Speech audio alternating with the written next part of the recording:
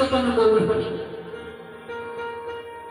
যিনি কলিজীবের হাতে ধরে মায়ে ধরে হরি থাক, যে অবস্থায় আছিস তাতে কোনো দুঃখ নেই। নাম ছাড়া কলিজীবের নাহি নাম, এই শাস্ত্র বলে। এত সহজ উপায় পেয়েছি বাবা, কিন্তু আমরা তাকে অবহেলা করে চলেছি।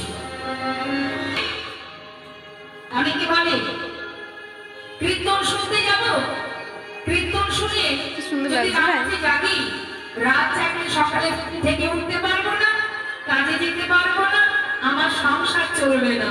কীর্তন শুনলে তো আর পেট ভরবে না। না বাবা, কীর্তন শোনার সময় নেই, কীর্তন শুনলে তো আর পেট ভরবে না। তুমি একবার ভাবো তো মা, পেট ভরানোর মালিক কি তুমি?